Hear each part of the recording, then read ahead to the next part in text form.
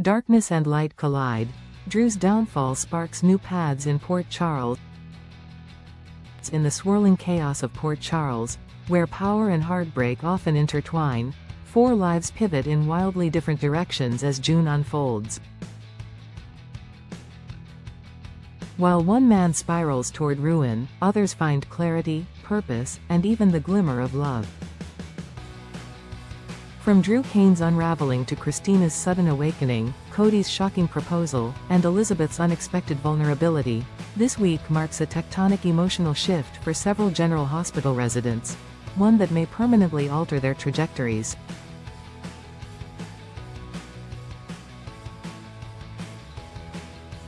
Drew Kane, once a pillar of resolve and resilience, is now buckling under the weight of choices that began as noble intentions but have grown distorted through obsession and betrayal.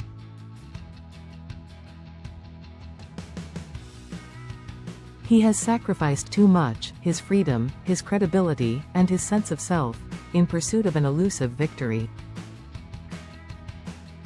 The man who returned from captivity with quiet strength is now nearly unrecognizable, driven by grudges and warped loyalty.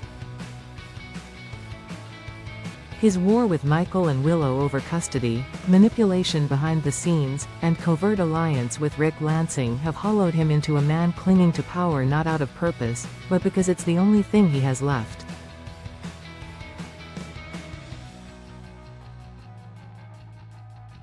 Drew's actions, intended to protect family, have ironically destroyed the very bonds he sought to strengthen.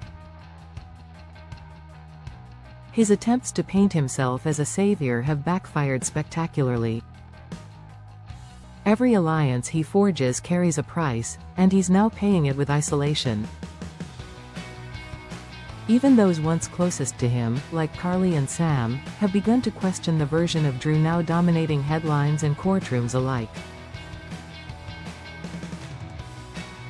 His desperate choices no longer inspire sympathy, they breed fear and distance. The courtroom drama that once cast Drew as a defender of justice has flipped, positioning him now as a cautionary tale of how easily pain turns to vengeance, and how quickly a hero can fall. But even as Drew teeters on the edge of destruction, elsewhere in Port Charles, new seeds are taking root. Christina Corinthos Davis, in stark contrast to Drew's darkness, awakens one morning with a jolt of unexpected clarity.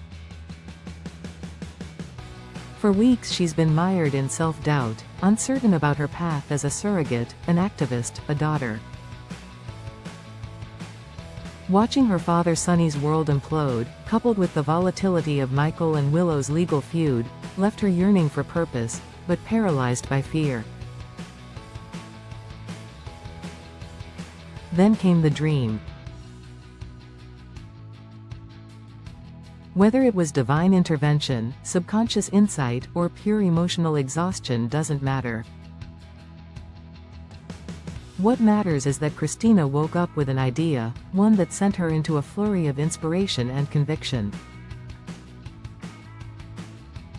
Her passion project, which had stalled for months, suddenly gained momentum. She began assembling plans for a new outreach initiative, a wellness center for LGBTQ+ youth and young adults who feel lost and overlooked in Port Charles. Inspired by her own history and those of friends who've suffered in silence, Christina is now determined to become a sanctuary for others, not just in name, but in action. This is no impulsive whim, it's a calling. And this time, she's not backing down. Meanwhile, love, or something like it, takes an unpredictable turn in the form of Cody Bell. For months, Cody has danced around his feelings for Carly Spencer.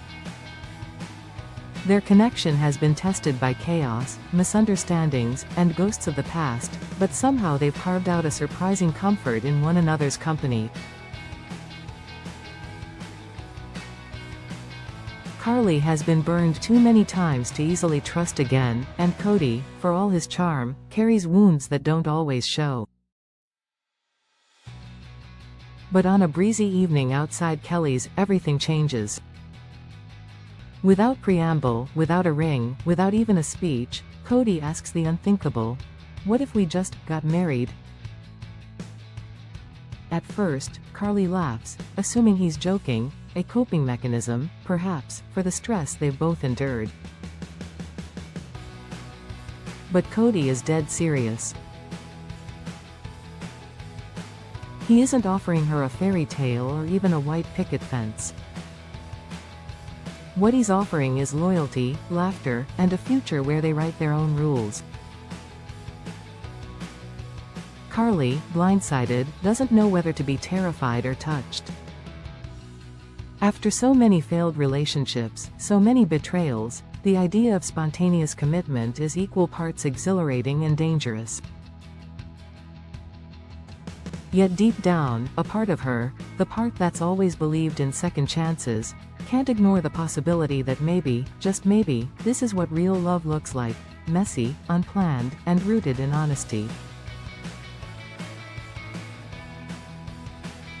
And while the air hums with new beginnings and crumbling facades, another quiet revelation blooms at General Hospital.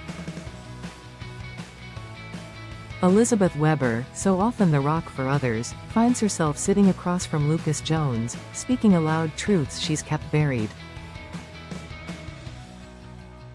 It's not about love or loss, not directly. It's about exhaustion. About identity. About the weight of being everything for everyone and never having space to fall apart. In Lucas, Elizabeth finds not a therapist, not a rescuer, but a mirror, someone who understands the ache of carrying invisible burdens. She tells him about nights she doesn't sleep, the pressure to smile through pain, the fear that if she stops moving, everything will fall apart. Lucas, in turn, doesn't offer platitudes. He simply listens, nods, and reminds her that vulnerability isn't failure, it's proof of endurance. The conversation lasts less than an hour, but its impact is seismic. Elizabeth walks away not with answers, but with something more powerful: permission. Permission to grieve, to rest, to let others hold her for once. As Port Charles pulses forward, these stories thread together into a single tapestry of transformation. Drew Kane may be losing himself, but Christina is finally stepping into the light.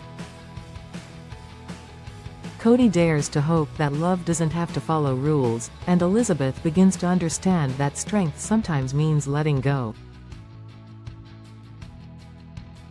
In a town defined by betrayal and redemption, each of these characters is chasing a new version of themselves, one shaped not just by what they've endured, but by what they dare to become next.